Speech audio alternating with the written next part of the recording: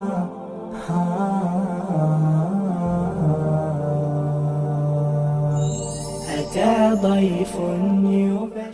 নম্বর পারা। এর আগে 26 নম্বর পারা 19 পৃষ্ঠা থেকে একটা সূরা শুরু হয়েছিল, সূরাতুজ জারিয়াত। ওইটা কথা বলা হয় নাই। সূরাতুজ জারিয়াত সিরিয়াল নাম্বার 51, আল্লাহ নাজিল করছেন 67 নম্বরে। 60টি আয়াত আছে, 60 আর 2টি রুকু। এই সূরার ভিতরে আল্লাহ তাআলা আলোচনা করছেন মানুষকে ইন্তেকালের পরে যে আবার দ্বিতীয়বার উঠাইবেন, ইন্তেকাল হয়ে গেলে শেষ হয় না, আবার উঠানো হবে, এটা নিয়ে আলোচনা করছেন। আখিরাত, হিসাব কিতাব হবে, ভালো মানুষের হিসাবে ভাগে সওয়াব, আর যারা কিনা কাজ করে নাই, আমল করে নাই, তাদের আমল নামায় গোনা, তাই তারা শাস্তি পাবে। এগুলো নিয়ে আলোচনা হয়েছে। আল্লাহ তাআলা বলেন, আমি যে ভালো কাজ করলে যে প্রতিদান দিব এটা সত্য। সুতরাং যদি কেউ এটার মতানৈক্য করে, বিপরীত বলে যে মনে হয় হইব না, আল্লাহ বলেন যে ব্যক্তি মতানৈক্য করবে তার জন্য শাস্তি আছে। আল্লাহ আমাদেরকে ইয়াকিন রাখার তৌফিক দান করে। ইয়াকিনের ভিতরে যদি তাজাব্জুব এসে যায়, তাজাব্জুব বুঝেননি? মনে হইতে পারে, না হইতে পারে, এদিকে না ওদিকে না, কেমন কেমন যদি মনে হয়, তাদের জন্য শাস্তি। আল্লাহ আমাদেরকে 100 বিশ্বাস করে তৌফিক দান করে। আর যারা মুত্তাকি পরহেজগার, তারা আখিরাতে কষ্টে থাকবে না, আরামে থাকবে। আল্লাহ আগে জানাই দিতেছে, সুবহানাল্লাহ। এই দুনিয়াতে সবারই কিছু না কিছু, আমারে অনেকে মেসেজ দেয়, ফোন দেয়, যারা চিনে এরা দেয়, শুধু আমারে দেয় এমন না, যারা সবারই বড় বড় ওলামায়ে কেরাম যারা আছে ওনাদেরকে ফোন দেয়। তো অনেকেই বলে যে হুজুর অনেক কষ্টে আছে, এই ঝামেলা ওই ঝামেলা। তো মাঝে মাঝে এমন এমন পেরেশানি পেশ করে যে শুনলে নিজের কাছে কথা বলার মতো কোনো কথা থাকে না। তখন ছোট্ট একটা কথা বলার চেষ্টা করি, ভাই এটা তো দুনিয়া, দুনিয়ার অর্থ কি? আরাম। আমরা ভাইবের দুনিয়া মানে আরাম, কেন আমি আরামটা পাইলাম না? মনের ভিতরে কি কথা কি? যেহেতু দুনিয়াটা আরাম, দুনিয়ার মানে আরাম না, আরাম আর আরাম, তার নাম জান্নাত। মানে শান্তি, শান্তি কষ্ট বলতে কিছুই নাই, এর নাম জান্নাত।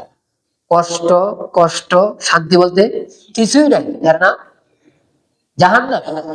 এর নাম কি? শান্তিও হইতে পারে, কষ্টও থাকতে পারে, এর নাম দুনিয়া। কখন কোন দিকে হালত গড়াইবে কিছু জানা যায় না। আল্লাহ আমাদেরকে রহম করেন। এরপরে আল্লাহ আলোচনা করছেন 5টা জাতিকে আল্লাহ ধ্বংস করে দিছে।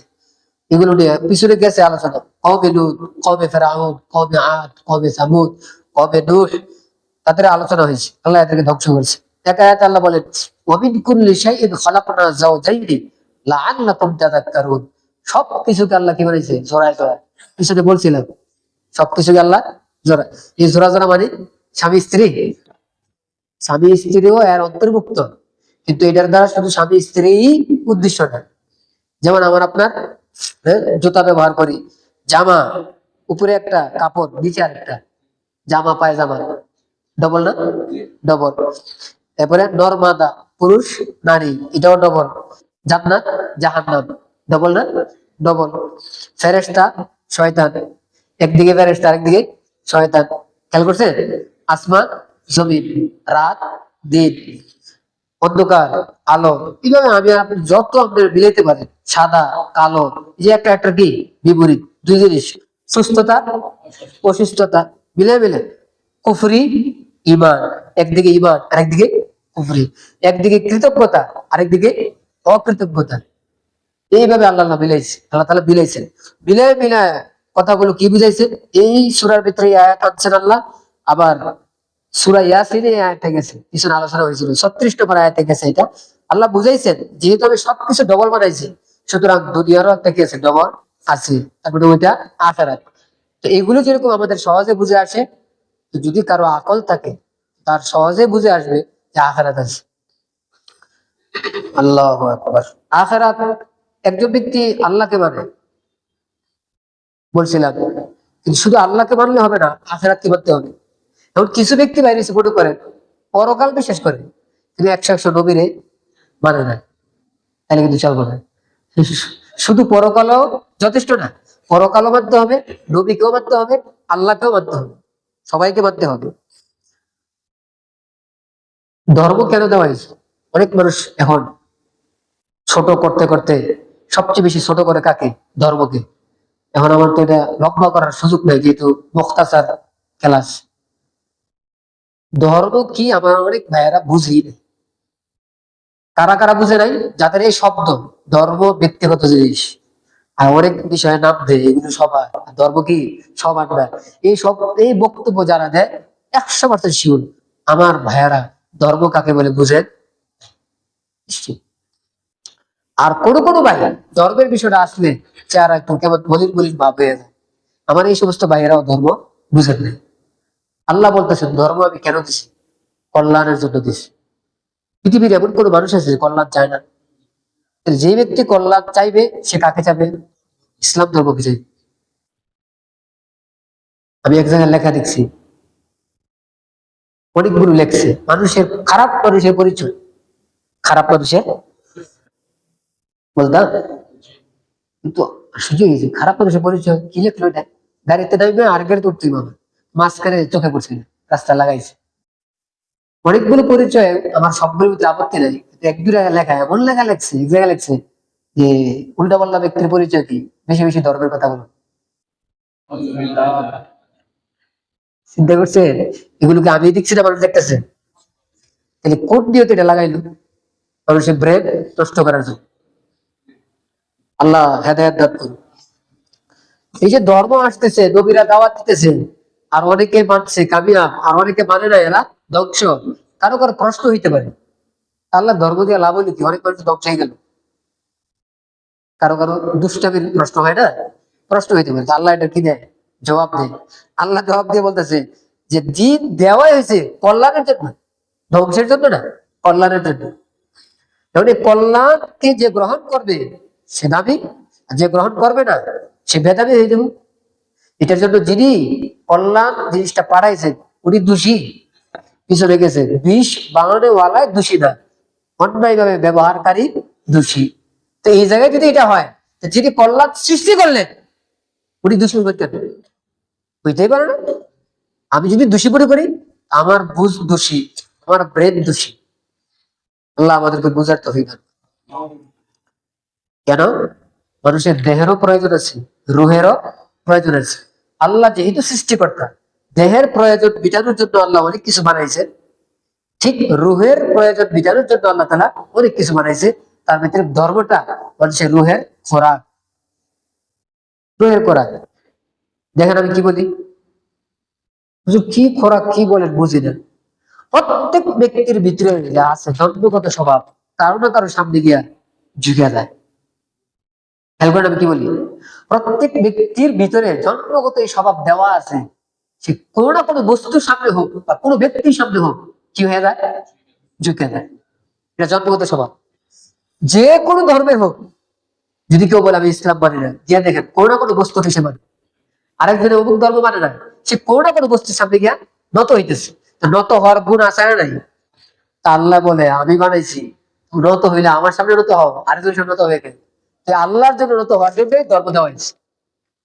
ওর কথা বুঝছেন কিনা আপনার? হিন্দু বলেন, এরা বলবো আমরা পৃথিবীর সব ধর্ম মানি না, হিন্দু ধর্ম। এরা মাথা ঝুঁকায় না? হায় হায়, যে ঝুঁকায়, কঠিন ঝুঁকায়। তো আল্লাহ চাইতেছে এই ঝুঁকানোটা যেন বস্তুর সামনে না হয়, কার সামনে হয়? আল্লাহর সামনে। এই কারণেই ধর্ম দেওয়া হয়েছে। আল্লাহ আমাদেরকে বুঝার তৌফিক দান করুন। ওয়া মা খালাকতুল জিন্না ওয়াল ইনসা ইল্লা লিয়াবুদুন। আল্লাহ বলে আমি জিন এবং ইনসানকে বানাইছি ইবাদতের জন্য। আর আমরা ভাবছি ইবাদত মানে নামাজ। ইবাদত মানে কি? ইবাদত হইল পুরা জিন্দেগিতে, পুরা জিন্দেগিতে মালিকের সন্তুষ্টির অনুসরণ করা। আবার পুরা জীবন, এক জায়গায় না, পুরা জীবনে মালিকে কোনটা খুশি এটার প্রতি খেয়াল করা, এটা হলো ইবাদত। আল্লাহ আমাদেরকে খেয়াল করার দাবি। সহজে বোঝার জন্য ঈমান, আমল, লেনদেন, চরিত্র, পরস্পর চলার সিস্টেম, এই 5টা বড় বড় হেডলাইন, এই সবগুলোতেই আমার আপনার নাম্বার উঠাইতে হবে। যদি পরকালে কি হচ্ছে চাই না, পাস করতে চাই। স্কুলের বিষয়বস্তু যদি হয় 10টা, হ্যাঁ প্রতিষ্ঠানে, তো একটা পাস করে বাকি যদি জিরো হয় সারারা ওস্তাদরা এরা ভালোবাসবে না। বলবো মিস্টার বিয়াকুব কি বলে, আমাদের মাদ্রাসাতে তো অনেক সময় রেজাল্ট লেখে আরবিতে লেখে, আপনাদের স্কুল তো হয়তো ইংরেজিতে লেখে না। সর্বোচ্চ যার রেজাল্ট হয় আমাদের ওখানে লেখে মুমতাজ, জাইয়েদ, জাইয়েদ জিদ্দান, জাইয়েদ, মকবুল, এরকম শব্দ দিয়ে লেখে। যে ফেল করে এর নাম রাসিব, র আলিফ সিদ বা। তো এক ছেলে বুঝে না, তো গিয়ে রেজাল্ট দেখছি, রেজাল্ট দেখে বলতেছে আমার নাম ভুল উঠছে, আমার নাম হইব রাসে, মানে রাসেল, লিখতে পালাইছে কি রাসেল। হুজুরের কাছে গিয়া বলতেছে যে আমার নাম কি উঠছে, ভুল উঠছে, নাম হইব রাসেল, উঠতে গেছে কি রাসেল। হ্যাঁ দোয়ার জানে না রাসেল মানে ফেল। কথা বুঝতেছি না? এক বিষয়ে পাস করলে হবে না যে দৌড়ে হুজুর কাছে গিয়ে নাম্বার আনবো, নাম্বার আনার সিস্টেম নাই, নাম্বার আনতে হবে সবগুলোর ভিতরে। আল্লাহ আমাদেরকে সব বিষয়ের প্রতি খেয়াল রাখার তৌফিক দান করে। সংক্ষেপ, এর চেয়ে আর সংক্ষেপ সম্ভব না। পরের সূরা সূরাতুত তুর, সূরাতুত তুর 52 নম্বর সূরা, নাযিল হয়েছে 76 নম্বরে। আলোচ্য বিষয় কি? আখিরাত, রিসালাত। সূরার শেষে নবীর সান্ত্বনা দিয়েছে, কষ্ট দেয় তো মানছে, দেয় কিনা কষ্ট? নবীর ওয়ারিস যে, নবীর কাজ যারা করে, আমাদের দেশে তো যে ভালো কাজ করে হ্যাঁ ভালো কাজ করে না না না। নবীর জায়গা কে? নবীর ওয়ারিস। পৃথিবীতে আল্লাহ নবী নিজের ওয়ারিস কাউকে বলেননি, শুধুমাত্র ওলামায়ে কেরামকে ওয়ারিস বলছে। আলেম মানে নাম কাওয়াস্তে আলেম না, ডিগ্রির আলেম না, হাকিকি আলেম। যারা হাকিকি আলেম হবে তারা নবীর ওয়ারিস, শুধু উনি নবীর ওয়ারিস। পৃথিবীর আর কোন ব্যক্তি কিনা নবীর, আমি আল্লাহর ওলির বিরুদ্ধে কই নাই, আল্লাহর ওলি হওয়া এক জিনিস, আর ওয়ারিস হওয়া কি? আমাদের দেশে যে ভালো কাজ করে নিজের কি কয়? হ্যাঁ? আমার এক ব্যক্তি আসছে যে আপনাদের নারায়ণগঞ্জ 2,500 থেকে, কি হয়েছে বোর্ডের দুঃখ বলার জন্য আসছে। কথায় কথা উঠছে নবীর ওয়ারিস নিয়ে। তো তারই ভাই বারাদাররা বলতেছে কি হয়েছে, আলেমরা নবীর ওয়ারিস, আমরা কি ঘোড়ার ডিম নাকি? দেখছেন দি বোর্ডের ভিতরে কি রাগ। এর কথা হলো আমরাও যেহেতু নামাজ পড়ি, আমরাও যদি কিছু কিছু না কিছু কাজ করি, সুতরাং আমরাও কি হইতে পারি। হ্যাঁ বেচারা বুঝে নাই ওয়ারিস কারে কয়। কথা বুঝতেছেন না? আরেকটা রোগ আছে আমাদের, একটু মেহনত করলে আমাদের নিজেদের কাজ ক্লিয়ার যায় জেহাদে। একটু মেহনত করছে ওই জেহাদ করছে, এতই যেহেতু শখ, তাহলে যেটা যে আমল ওই আমল করেন, কি বলে, যে আমল ওই আমল না করে আমি আমার আরেক আমল কি নাম দিয়ে দিলাম, আরেক নাম দিয়ে দিলাম, সুন্দর না? প্রতিটা জিনিসের পরিচয় আলাদা আলাদা আছে। একজন ছেলে যদি বলে আমি মেয়ে, একজন মেয়ে যদি বলে আমি ছেলে, কথাটা সুন্দর না অসুন্দর? সুন্দর। আল্লাহ বোঝার তৌফিক দান। আল্লাহ বলেন এই যে আমি ওয়াদা করতেছি বারবার কেমন আসবে, এটা কেমন? 4 ওয়াদা আমার পিছনে গেছে, খেয়াল করো ওগুলো হয়েছে কিনা। ওগুলো যেহেতু হয়েছে 100% শিওর, নিশ্চিত থাকো আমার কিয়ামতের ওয়াদারও কি হবে 100 4 ওয়াদা কি? সংক্ষেপে বলতেছে, 1 নম্বর আল্লাহ বলছে আমি মুসাকে ওয়াদা করছি তুমি তুর পাহাড়ে যাও, আমি তোমার কিতাব দিব। গেছে নি ভাই? কিতাব দিছে নি? ওয়াদা করে হয়ে গেছে, যেমন শিওর। 2 আল্লাহ বলে আমি এই ওয়াদা ভাষণ দিয়ে ওয়াদা করছি এমন না, হালাতে আমি বলছিলাম তোদেরকে কিছু কথা আছে মুখে বলে মানুষে, আবার কিছু কথা মানুষের মুখে বলে না, হালাতে বুঝায়। আল্লাহ অনেক সময় কথা বলে কিছু বুঝায়, আর অনেক সময় কথা বলে না, কথা ছাড়াও অনেক কিছু বুঝায়। তো এই কিছু ওয়াদা এমন দেখবেন, হুকমান ওয়াদা, আল্লাহ ওয়াদা করছেন যে আসমানের ভিতরে আল্লাহ একটা মসজিদ রাখছেন, যেমন জমিনে বাইতুল্লাহ সর্বদাই তোয়াফ, তো উপরে একটা বাইতুল্লাহ আছে, বাইতুল মামুর বলে এটাকে। আল্লাহ ওয়াদা করছে এটাকে সর্বদা নেককার ব্যক্তি দিয়ে আবাদ রাখবে। কেমনে রাখছে? ফেরেশতা দিয়ে।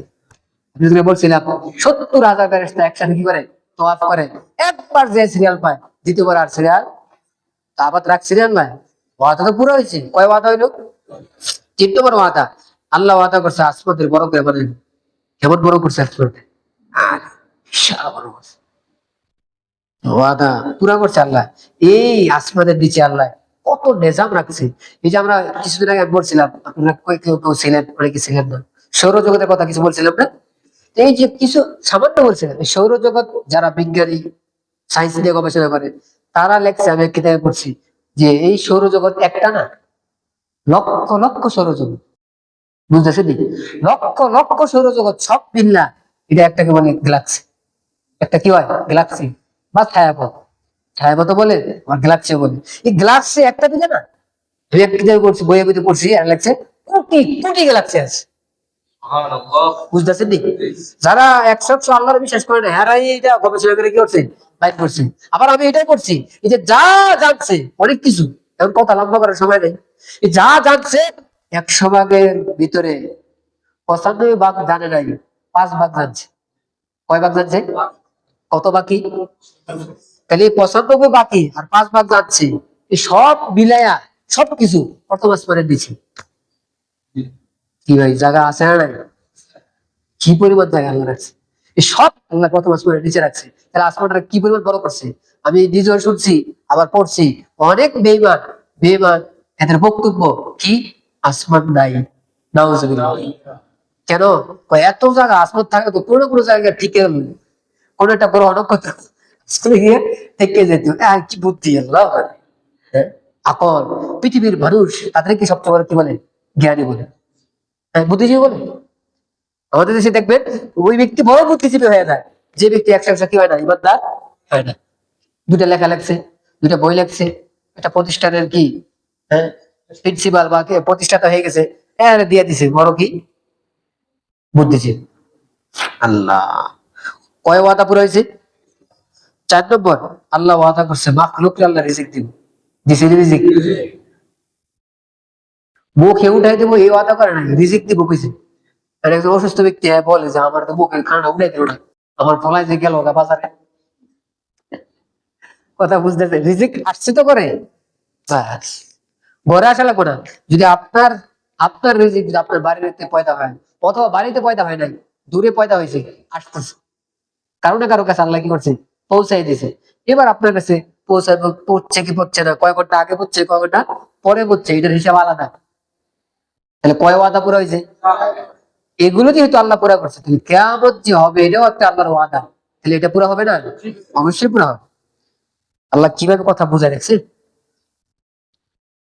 আল্লাহ মুমিনদের আঞ্জাম কি হবে, আর যারা কিনা মানে না তাদের আঞ্জাম শেষে কি হবে, এটা নিয়ে আল্লাহ আলোচনা করছে। সূরাতুন নাজম আরেক সূরা চলে গেছে 53 নম্বর সিরিয়ালে, কিন্তু আল্লাহ নাযিল করছে 23 নম্বর, আগে নাযিল করছে কিন্তু কোরআনে রাখা হয়েছে পরে।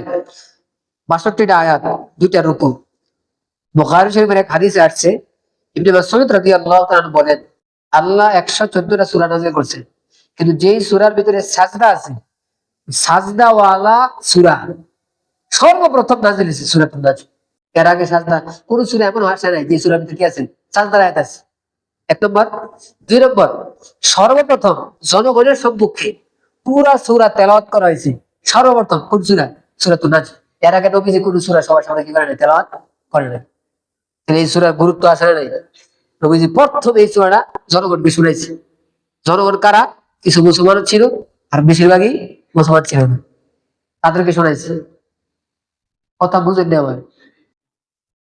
তাহলে নবীজি মুসলিম অমুসলিম সবাই কোরআনের তেলাওয়াত। তাহলে আমরা যদি মুসলমান হই, তাহলে আমরা তেলাওয়াত শুনবো না? হ্যাঁ, হুজুরে কোরআন তেলাওয়াত, শুধু তেলাওয়াত। এই যে বক্তব্য হিসেবে কয়েকটা আয়াত তেলাওয়াত করছে, কিন্তু খেয়াল করছেন কিনা?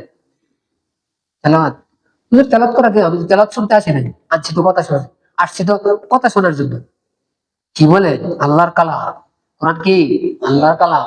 যার ভিতরে ঈমান আছে সে কোরআন শুনলে খুশি হয়ে যায়। এটা এই শব্দ বলারও সুযোগ নাই যে আমি তো বারবার শুনতে আছি। কি বলেন? খতম হয়ে গেছে, আমরা কি এবার তারাবি ছেড়ে দিব? আর তারাবির মধ্যে কোরআন তেলাওয়াত শোনা ছেড়ে দিব? না, শুনতে থাকবো। এটা আর মুখ দিয়ে আসবে না ইমানদারের, কতবার শোনা। কোরআনের একটা গুণ, যে 1000 বার না, 1,00,000 বার শোনার পরও মানুষে বলে না যে আর ভালো লাগে না, বলে না মানুষ, ঠিক না? আল্লাহ গল্প দেখেন, প্রথমবার শুনে খুব আগ্রহ দিয়ে, পরের বার কয়, আমি জানি কি এটা বলে, আর মানে আর শুনতে রাখি না। কিন্তু কোরআনের বেলা বারবার শুনতেছে। আল্লাহ। আলোচ্য বিষয় ঈমান, আল্লাহর ব্যাপারে, নবীর ব্যাপারে, আখিরাতের ব্যাপারে ইবাদত কত গুরুত্ব দেখছে। এবার সাজদার আয়াতে যেহেতু এখানে আলোচনা হয়েছে, কোরআনে কয়টা সাজদার আয়াত থাকতে পারে? সংক্ষেপে ইমাম মালিক রহমতুল্লাহের মতামতে 11টা আয়াত, ইমাম শাফি রহমতুল্লাহ মতামত 14টা, ইমাম আজম আবু হানিফা রহমতুল্লাহ মতামত 14টা, একটু বেশ কম। ইমাম আজম আবু হানিফা সূরা সদের সাজদাকে মানে, আর ইমাম শাফি সূরা সদের সাজদাকে মানে না। উনি সূরাতুল হজের ভিতরে ডবল সাজদা মানে, যেন সংখ্যা কিন্তু আবার একই রয়ে গেছে, 14টা। আর ইমাম আহমদ বিন হাম্বল রহমতুল্লাহ উনি ওই দুইটাও মানে, সূরা সাজদাটাও মানে, মানার কারণে কটা হয়ে গেছে? 15টা।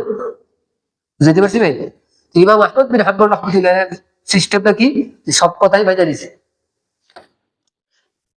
সূরা শেষে নসিহত করছে আল্লাহ। 1 নম্বর বলতেছে, অতীতকালে যেমন নবীরা আসছে মানুষকে ভয় দেখাইছে আখিরাতের, আমি যে মুহাম্মদকে পাঠাইছি ওনারও কাজ কিন্তু কি, আখিরাতের কি দেখাইবো?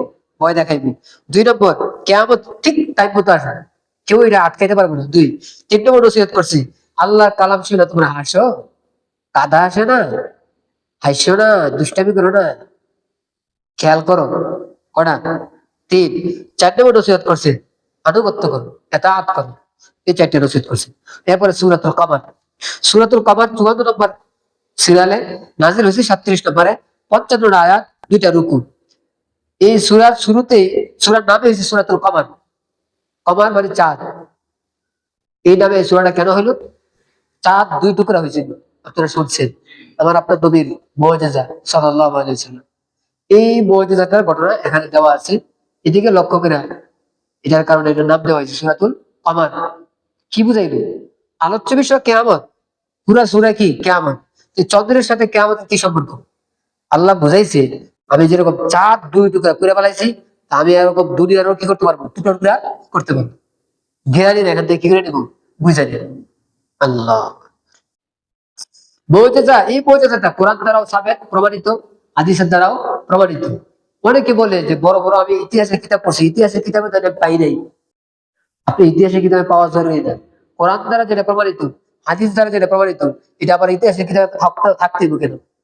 একেবারে নাই যেমন না। একটা কিতাব আছে, তারিখে ফেরেশতা। বইয়ের নামে কি? তারিখে ফেরেশতা। সেখানে দেওয়া আছে এই ঘটনার কথা, এবং সেখানে এইটাও লেখা আছে যে এই চাঁদের ভাগ হওয়াটা দুনিয়ার অনেকে দেখছে। এতে একজন রাজার কথা লেখা আছে, মালি গাঁও এলাকার রাজা এই চাঁদের 2 টুকরা হওয়াটা কি করছে? দেখছে, এবং এই উসিলা সে কি আছে? ইমানও আছে। এটা ওই তারিখের কিতাবে লেখা আছে। কোরআনের এই সূরার ভিতরে বারবার আল্লাহ বলছে, ওয়ালাকাদ ইয়াসসারনাল কুরআনা লিযিকর। আল্লাহ কোরআনটা সহজ করেছে। কি অর্থ এটা? নাম্বার 1, মুফাসসিররা বলেন, দেখে দেখে যদি কেউ পড়ে তো সহজ। সুবহানাল্লাহ। কি বলে? অনেক বৃদ্ধ মানুষ ছোটবেলা পড়ে নাই, বৃদ্ধ হইয়াও দেখবেন সে শিক্ষা পেলায়, এবার বসে বসে পড়তে থাকে। তাহলে আল্লাহ সহজ করছে না? 2 নম্বর, মুখস্থ করতে চাইলে সহজ, লক্ষ লক্ষ মানুষ মুখস্থ করতেছে। 3 নম্বর, বুঝতে চাইলে বুঝাটাও কি সহজ। সবগুলো এখানে সবই কোরআন সহজ। বুঝবো কোনটা? আল্লাহ যে নসিহত করছে, এই নসিহতটা বুঝতে সহজ। এর অর্থ এটা না যে আয়াতে বিধিবিধান দিছে, বিধিবিধান বোঝা সহজ, অথবা যে আয়াতের বড় বড় ব্যাখ্যা আছে, ব্যাখ্যা বোঝা সহজ। এই ব্যাখ্যা আর আহকাম, এটা মেন বুঝার দায়িত্ব আল্লাহ দিছে কার উপর? আলেমদের উপর। এটা সব পাবলিক বুঝবে না। আল্লাহ আমাদের, কিন্তু আমার এই কথাটা কেন বললাম? আমাদের এখন নতুন নতুন কিছু ভাই, বয়স হয়েছে, চাকরির সময় শেষ, সেটা বলছে কি করা যায়, এবার তাফসীরের বাংলা বই আছে না, এগুলো নিয়ে বসে বলছে, বসে ভিডিও করে আর তাফসীর করে। এদের অনেক ফলোয়ার আছে। আর কথা বলা কিন্তু এটা মানুষের গুণ। কথা বলতে বলতে কি হয়ে যায়? চালু হয়ে যায়। শুধু শুধু কথা বলে, মানুষ প্রশ্ন করে, প্রশ্ন কি দেবার উত্তর দেয়। যে আল্লাহ উনি ভাবছে যে ওনার জন্য এটা তাফসীর করা কি বৈধ। কে? দলিল দেয় যে কোরআন তো সহজ। এই সহজের অর্থ এটা না যে আমি হঠাৎ করে বসে বলবো কি করার জন্য? তাফসীর করার জন্য না। আগে দেখতে হবে আপনি এলএম শিখছেন কিনা। তাও শিখছেন কার কাছে এটা দেখতে হবে। উস্তাদ গুগলের কাছে শিখলেন না। বর্তমান কিন্তু গুগলও কি উস্তাদ। গুগল উস্তাদের কাছে কেউ যদি শিক্ষা নিজে নিজে কি হয়ে যায়? পণ্ডিত হয়ে যায়। এই পণ্ডিতের কাছ থেকে দিন শিখা যাবে না, ডাইরেক্ট উস্তাদের কাছ থেকে শিখতে হবে। আল্লাহ আমাদেরকে বুঝার তৌফিক দান করে। তাহলে সহজের অর্থ কি এইটা যে আমি কোরআনের ব্যাখ্যা শুরু করে দেবো? সহজের অর্থ হইলো আল্লাহ যে বুঝাইছে, অনেক কথা নসিহত করছে, নসিহতটা যদি কেউ শোনে, যে বুঝতে চায় তাকে আল্লাহ বুঝার কি দিবেন, তৌফিক দিয়ে দিবেন। এরপরে সূরাতুর রহমান। সূরাতুর রহমান 55 নম্বর সূরা, আর আল্লাহ নাযিল করছে 97 নম্বরে। একটা শব্দ খেয়াল করেন, আলাউন। এটা ইলিউন আর আলিউন এর জবাব, মাদ্রাসা ছাত্ররা বুঝবো, আলেমরা বুঝবো। এটার কি অর্থ? অর্থ হলো নিয়ামত। এই সূরার ভিতরে একটা আয়াত 31 বার আসছে। একই আয়াত কয়বার আসছে? ওই যে নামাজে শুনছেন, ফাবি আইয়ি আলাই রাব্বিকুমা তুকাজ্জিবান, বারবার বলছে না? এই সূরার ভিতরে 31 বার আছে। মানে আল্লাহর কোন নিয়ামতটা তোমরা কি করবা, অস্বীকার করবা, বারবার আল্লাহ জিজ্ঞাসা। এই সূরা রহমানের ব্যাপারে হাদিসে পাকে আসছে, প্রত্যেক জিনিসেরই দুলহান আছে। কোরআনের দুলহান কি? সূরা রহমান। দুলহান জিনিসটা কি? দুলহান হইলো এমন বস্তু যেটা গুরুত্বপূর্ণ বস্তু। যখন বিবাহের সময় বরাত আসে, কি কয় আমাদের দেশে, যে জামাই রেজা আসতেছে, বরযাত্রী। তো বরযাত্রী যখন আসে, বরযাত্রীর ভিতরে অথবা বরযাত্রী যখন যায়, খানা টানা খাওয়া শেষ, হ্যাঁ, আগ্ন শেষ, যাইতেছে না? তো এই যে বরাতের যে বিশাল বড় দলটা, এটার ভিতরে সবচেয়ে বড় গুরুত্বপূর্ণ জিনিসটা কি? দুলহান। কথা বুঝতেছেন নি? হ্যাঁ। এই জন্য তো চেহারা দেখাই তো কি লাগে, দেয়া নেই অনেক সময়। কোনো কোনো এলাকা বলে চেহারা দেখতে আইছি, দেখাবো না, দেখতে হলে কি দিব, কি দেখা দিতে হইব। আজকে পুরো আয়োজন নেই তারে লক্ষ্য করে। তো এই সূরার ভিতরে একটা আয়াত বারবার আসছে। তো অন্যান্য সূরার ভিতরেও কিছু কিছু আয়াত বারবার আসছে। এটা ওলামায়ে কেরাম বুঝবেন, এটা যারা আমরা আলেম না তাদের বুঝতে একটু কষ্ট হয়ে যাবে। কোন কোন আয়াত বারবার দেওয়ার পিছনে আল্লাহ তাআলা কি থাকে, হিকমত থাকে, সেখানে অনেক উদ্দেশ্য থাকে। এটা পরে আবার একসময় ইনশাআল্লাহ বলবো। মৌজু কি, আলোচ্য বিষয় কি? সূরা রহমানের ভিতরে আলোচ্য বিষয় হলো যে যারা কিনা মুত্তাকি পরহেজগার মুমিন, তারা আখিরাতে কি কি লাভবান হবে, কি কি নিয়ামত পাবে, নিয়ামত নিয়ে আল্লাহ তাআলা আলোচনা করছেন। আর পিছনের সূরার ভিতরে আলোচনা হয়েছে কিয়ামতের সময় মানুষের, যারা আল্লাহ দুনিয়া ধ্বংস করে দেব, যারা মানে না তাদেরকে আল্লাহ ধরবো, এটা দিয়ে। আর সূরা রহমানের ভিতরে যারা কিনা বুজুর্গ, আল্লাহকে মানছে, মুমিন বান্দা, তাদের কি কি নিয়ামত আল্লাহ দিবেন, এটা নিয়ে আলোচনা করছেন। সূরা ওয়াকিয়া 56 নম্বর 46 নম্বরে নাযিল করছে। সূরা রহমানের 3 ধরনের ব্যক্তির আলোচনা হয়েছিল। নাম্বার 1, আলা তবকার জান্নাতি। 2 নম্বর, নিম্ন তবকার জান্নাতি। 3 নম্বর, কাফের। কয়টা নিয়ে? 3টা সূরা রহমানে গেছে। হুবাহু এই 3 গ্রুপ নিয়ে সূরা ওয়াকিয়া আলোচনা হয়েছে। 3 গ্রুপ কি? সাবিকিন, আসহাবুল ইয়ামিন, বেঈমান। কয় গ্রুপ? আমার আপনার মেহনত কি হবে? মেহনত হবে একটা, হলো জান্নাতে যাওয়া। তাহলে মেহনত শেষ না? আরেকটা মেহনত হবে, শুধু জান্নাতে ঢুকলে হবে না, জান্নাতের ভিতরে আবার একটু ভাগ আছে। আমাদের অনেক সময় সিটে ভাগ থাকে না, হ্যাঁ, স্তর থাকে না, ফার্স্ট ক্লাস নাকি থার্ড ক্লাস, সেকেন্ড ক্লাস ভাগ থাকে রে।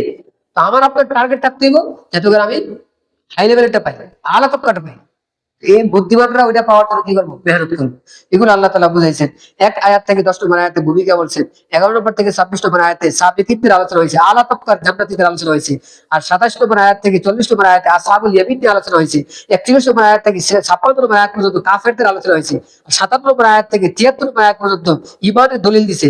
74 নম্বর আয়াত থেকে 82 নম্বর আয়াতে নবীর উপরে ঈমানের দলিল দিছে। আর 83 নম্বর আয়াত থেকে 96 নম্বর আয়াত পর্যন্ত আখিরাতের আলোচনা হয়েছে। সংক্ষেপ করে দিলেন। সূরার শেষে আল্লাহ বলেছেন লা ইয়ামাসসুহু ইল্লাল মুতাহহারুন, কি কোরআনটা স্পর্শ করে না পবিত্র সত্তা ছাড়া। এই আয়াতের কি অর্থ? অর্থ হলো কোরআন শরীফ যদি কেউ ধরতে চায় ওযু লাগবে না পুরি। এখন কিছু পণ্ডিত বেরিয়েছে, এরা বলে এই আয়াত আমগোর জন্য না, এটা ফেরেশতাদের জন্য। এই যে জ্ঞানী, আমাদের দেশে এরকম গাছ গজায়, এরকম জ্ঞানীও কিন্তু নতুন নতুন কি করে গজায়। এই আয়াতে খেয়াল করে, লা ইয়ামাসসু, লা ইয়াসিলু বলে নাই, মালাইকা বলে নাই, বলছে মুতাহহিরুন, পবিত্র সত্তা। বুঝতেছেন নি? ইমাম আযম, ইমাম মালিক, ইমাম শাফি, ইমাম আহমদ বিন হাম্বল, মাযহাব কয়টা? চারো মাযহাব ওয়ালারাই একমত এই আয়াত দ্বারা বুঝাইছে কোরআন শরীফ ধরতে হলে ওযু লাগবে। সুবহানাল্লাহ। তাহলে একতলাফ আছে না? সবাই একমত, সবাই একমত। তাহলে নতুন করে কোনো পণ্ডিত যদি বলে ওযু লাগে না, এটা তার ব্যক্তিগত পণ্ডিতগিরি। আল্লাহ হেদায়েত দান করে। কি বলে এটা হইব? আল্লাহ। এরপরে এখন আসহাবুল ইয়ামিন কাকে বলে? আসহাবুল ইয়ামিনের ব্যাখ্যা ওলামায়ে কেরাম লিখছেন, আরশের ডান দিকে যারা থাকবে তাদেরকে আসহাবুল ইয়ামিন বলা যেতে পারে, এক ব্যাখ্যা। দ্বিতীয় ব্যাখ্যা হলো যারা আদম আলাইহিস সালামের পিঠ থেকে যে সন্তানদেরকে বাইর করা হয়েছে, ডান দিক থেকে যাদেরকে বাইর করা হয়েছে তারা হলো আসহাবুল ইয়ামিন, দ্বিতীয় ব্যাখ্যা। তিন নম্বর ব্যাখ্যা হলো যাদের আমলনামা ডান হাতে দেওয়া হবে, তাদেরকে বলে আসহাবুল ইয়ামিন। এই ব্যাখ্যাটাই সঠিক, এই ব্যাখ্যাটাই। এরপরে সূরাতুল হাদিদ 57 নম্বর আয়াত আর 94 নম্বরে আল্লাহ তাআলা নাযিল করছেন। এই সূরার পরে প্রায় 9টা সূরা আসতেছে মদনী। কয় সূরা? মদনী। মুজাদালা, হাশর, মুমতাহিনা, সফ, জুমআ, মুনাফিকুন, তাকাবুন, তালাক, তাহরিম, এই সবগুলো একসাথে আসবো মদনী। এই সবগুলোর আলোচনার বিষয় একটাই, আল্লাহ তাআলার বিধিবিধান, আল্লাহ তাআলার হুকুম আহকাম নিয়ে এখানে আলোচনা হয়েছে। আমি যে সিরিয়াল বলছি এই সিরিয়ালটা হলো মানে নাজিল হওয়ার সিরিয়াল আলাদা, আর আমি যে সিরিয়াল বলছি এটা কোরআনের সিরিয়াল। কোরআনে এই সিরিয়ালটা কেন রাখা হয়েছে? লৌহে মাহফুজে এই সিরিয়ালে রাখা হয়েছে, এই জন্য কোরআনে কি এই সিরিয়ালে রাখা হয়েছে। বুঝাইতে পারছি আশা করি। এবং এই সূরাগুলোর ভিতরে 5টা সূরাকে বলা হয় মুসাব্বিহাত। মুসাব্বিহাত মানে যে সূরাগুলোর শুরুতে, কোনটা শুরুতে আছে সাব্বিহা, সাব্বাহা, আর কোন সূরার শুরুতে আছে ইউসাব্বিহ। এই সূরাগুলো অনেক ফজিলত আছে। আল্লাহ আমাদেরকে আমল করার তৌফিক দান করেন। আল্লাহ এখানে বিধিবিধানের ক্ষেত্রে আলোচনা করছেন, জিহাদের আলোচনা। 2 নম্বর করজে হাসানা, আমরা একে অপরকে করজ দেওয়া উচিত। এখন কিন্তু আমাদের সমাজে করজ দেওয়া উঠতে গেছে। করজ মানে অনেক ভাইরা বুঝতেছেন না, ঋণ দেওয়া। উঠতে দেওয়ার পিছনে আরেক কারণ আছে, যারে দেয় ঋণ হ্যাঁ দিতে চায় না। আমার একজন বলছে আপনার বয়স হয়ে আমি ঋণ দিছি, যারা ঋণ দিছে হ্যাঁ আমার ঋণ কাছ থেকে ঋণ দিয়ে পড়া আমার দেখা করে ফুট দিলে ফুট ধরে না। তাহলে আমার এখন এই যে আগ্রহটা ঋণ দেওয়ার আগ্রহটা বাকি থাকবে না ভাই, বাকি এটা তার অন্যায়। তো একজনের অন্যায়ের কারণে আমি আমার আমল না ছাড়ি, আল্লাহ তৌফিক দিলে আমি অন্যদের সাথে ওই আমলটা করার চেষ্টা করি। এগুলো নিয়ে আল্লাহ এক আয়াতে আল্লাহ বলছে আলাম ইয়াহদিল্লাযিনা আমানু তাখশা কুলুব। এক আয়াতে বলে ইমানদারদেরকে এখনো সময় হয় নাই আল্লাহর দিকে ফেরার। এই কথাটা কে বলতেছে? একজন মত আমলওয়ালা ব্যক্তি। এই এক আয়াত শুই না তার জিন্দেগি কি হয়ে গেছে, পাল্টা গেছে। কে? আল্লাহ বলতেছে এখনো সময় হয় নাই আমার কাছে আসা। আমাদের উচিত, আল্লাহ যেহেতু বলতেছে তাই এই আয়াত কাকে বলতেছে? আল্লাহ সবাই বলতেছে। নাক ডেকে ঘুমাইলে তো আর আয়াত কানে যাইব না। আল্লাহ আমাদেরকে বুঝার তৌফিক দান করে। এক আয়াতে আল্লাহ বলতেছেন আল্লাহর কাছে যেন সুখবর, আমি আর আপনি যে নেক আমল করি, নেক আমল আপনি আল্লাহ রাইখা দেবেন না, এটারে আল্লাহ পালে, এটা বড় হইতে থাকে। সুবহানাল্লাহ। কিয়ামতের মধ্যে অনেক সময় এমন হইব আপনি আপনি দেখা আল্লাহ এত আমল, এত সওয়াব, আমি তো এত আমল করতে পারি না, কিন্তু দুর্বল ছিলাম। ওই যে আল্লাহ যে এটা পাইলে পাইলে বড় করছে, এই জন্য বিশাল বড় হয়ে গেল। সুবহানাল্লাহ। তাহলে আল্লাহ তাআলা আমার আপনার আমলের ব্যাপারে খবর রাখে কিনা? তাহলে আল্লাহর ব্যাপারে রাগ করা ঠিক ঠিক না। আমি আর আপনি যদি কামালিয়াত চাই, মানে বড় হইতে চাই, বড় হওয়ার পথ লাগবো তো, শেষ বড় হওয়ার পথ লাগবে না? ধর্মীয় দৃষ্টিকোণ থেকে বড় হওয়ার পথ কি কি? এক, নবুয়তের পথ, নবুয়তের দরজা এখন বন্ধ। আরেকটা হলো সিদ্দিক হওয়ার পথ, সাদাকাতের পথ। আরেকটা হলো শাহাদাতের পথ। আরেকটা হলো সালিহাতের পথ। কটা হলো? 3। কেউ যদি মুমিন বান্দা ভালো হয়ে যায়, তার প্রথম ধাপ সে সালেহ, সে কি হয়ে গেছে? আর যদি মেহনত করতে করতে করতে করতে করতে আস্তে আস্তে আগাইতে থাকে, চূড়ান্ত পর্যায়ের সীমানা যদি পৌঁছে, তাকে বলে সিদ্দিক। সুবহানাল্লাহ। আমরা চেষ্টা করবো তো ইনশাআল্লাহ। আর চূড়ান্ত পর্যায়ে পৌঁছার পরে যদি সে তার জান দিয়া দেয়, তাকে বলে শাহাদাত, শহীদ বলে থাকে। এইটাও অনেক বড় কি মাকাম। সিদ্দিক কাকে বলে? এক পরিচয় বলতেছে, সিদ্দিক বলে আমার আপনার রুচি আছে, অনেকের রুচি ভালো, যার যে খাবারটা রুচি মতো মিলে ওই খাবারটা যদি তার সামনে আসে আর বোট মতো পাতানেওয়ালা পাতাইয়া দিছে, আবার খিদা আছে, আবার বড় কোনো ধরনের কোনো প্যারেশানি নাই, এবার এই খানা সে খাইতে যখন বকে দিব মনে হইব না কে জানে টানতেছে ভিতর থেকে। কথা আবার না আল্লাহ মনে হইব না কে জানে টানে, মুখে দেয় হঠাৎ করে দেখে মুখে নাই, কই গেল? ভিতরে গেছে। কিসে টানে? ভিতরে খাদ্য ডালে দেয়, বিয়ে দেয়, যে জায়গাটা খাদা জমে, এটা টানা। আমি বুঝাইতে পারছি? কি বুঝাইছি? যদি কারো হক গ্রহণ করে এইভাবে, আবার যদি কারো সামনে হক আসে আর হকটা সে এইভাবে এইভাবে গ্রহণ করে, ওই ব্যক্তি সিদ্দিক। সুবহানাল্লাহ। আমি কি বুঝাইতে পারছি কিনা? অনেকে ভাবছে হুজুর মজা করতেছে, গপ করতেছে, ওই কথাটা বুঝানোর জন্য এই কথাটা জানছে। অনেক মায়েরা বলে হুজুর সিদ্দিক কারো বুঝে না, আজকে বুঝাই দিলাম তো। আল্লাহ আমাদের সবাইকে সিদ্দিক বানায়। সিদ্দিক হইতে আর ভালো হইতে বাধা, দুনিয়া দিয়ে যদি কেউ বেশি ব্যস্ত হয়ে যায়, সে ভালো হইতে বাধা হয়ে যাবে। ভালো হওয়ার পিছনে এটা বাধা কোনটা? দুনিয়া দিয়ে বেশি ব্যস্ত হয়ে যাবে। আর ভালো হওয়ার জন্য চমৎকার একটা ওষুধ, নিজের বাড়ির, নিজের জন্মভূমির প্রতি আগ্রহ, নিজের জন্মভূমির প্রতি আগ্রহ। কথা বলে বুঝেন নাই? যারা বিদেশে আছে, তারা যখন দেশে আসার টাইম হয়, দেখেন খুশিতে আবল তাবল পেয়ে লাগছে। কথা বুঝেন না? আজকে রওনা দিতেছে, জিজ্ঞাসা করবেন কিরে কেমন আছে, ভালো আছে, কথা মানে খুশিতে। ওই যে 5 বছর পরে, 4 বছর পরে দেশে আসতেছে, আব্বার সাথে দেখা হইবো, আব্বার সাথে দেখা হইবো, বন্ধু বান্ধবের সাথে দেখা হইবো, গাছটা লাগিয়ে একটু গপ মারবো, কাপড়টা কাঁচা দিয়ে। বুঝতেছেন নি? খুশিতে মনে করে যে কি করবে না বুঝেন। এই অবস্থার সৃষ্টি হবে যদি আমি আপনি বুঝি। কেমনে? আমার আপনার বাড়ি এটা না, আমার আপনার বাড়ি কোথায়? জান্নাত। আল্লাহ কোরআনে বারবার বলে জান্নাত জান্নাত জান্নাত জান্নাত। এগুলো বলার কি উদ্দেশ্য? উদ্দেশ্য হলো বাড়িতে যাও, বাড়িতে টেগো, আর বাড়িতে গিয়ে উঠতে পারবা, চাবি পাইবে, তালা দেবো তো, চাবি পাইবা, এখান থেকে কাপ করে গেলে। আচ্ছা কাজ করে না যাও, বাড়িতে ভিতরে। কথা বুঝেন কিনা বলে? বারবার যে বলতেছে জান্নাত জান্নাত, এটা বলার উদ্দেশ্য কি? আমাদের সবাই বলতেছে বাড়িতে যাবে না, দেশে যাবে না, দেশের কোথাও জান্নাত মানে আমাদের দেশের বাড়ি। আমরা এখন ভাড়াটি আছি, কথা বুঝেন না মনে হয়? আরেকজনের বাড়িতে আছি, বাসায় যাইতে হইলে আমল লাগবে, আর বাসাটা কি? জান্নাত। আল্লাহ আমাদের সবাইকে সহজে যাওয়ার তৌফিক দান করেন। শেষ সুখবর দিয়ে শেষ করতেছি যে আল্লাহ তাআলা নবীর মাধ্যমে জানাই দিয়েছে, হাদিসে, যদি আমার কোনো বান্দা অসুস্থ হয়ে যায়, কিন্তু সুস্থ অবস্থায় আমল করছে, আর অসুস্থ অবস্থায় আমলটা সে করতে, নবীজি হাদিসে বলে আমল না কইরাও তার আমল নামায় সব উঠে দিবে। আল্লাহ, আল্লাহর কি মায়া! অসুস্থতার কারণে তাহাজ্জুদ ছুটে গেছে, অসুস্থতার কারণে কোরআনের তেলাওয়াত ছুটে গেছে, অসুস্থতার কারণে নামাজ শিখছে, অসুস্থতার কারণে দান সদকা ছুটে গেছে, অসুস্থতার কারণে কোনো একটা খাবার ছুটে গেছে, যত আমল ছুটে গেছে, যদি সে এটা সুস্থ অবস্থায় কইরা থাকে, এখন না করা সত্ত্বেও তার আমল নামায় সব উঠে দিবে। সুবহানাল্লাহ। আল্লাহ তাআলা আমাদেরকে বুঝার আমল করার তৌফিক দান করেন। ওয়া আখিরু দাওয়ানা আলহামদুলিল্লাহি রাব্বিল আলামিন।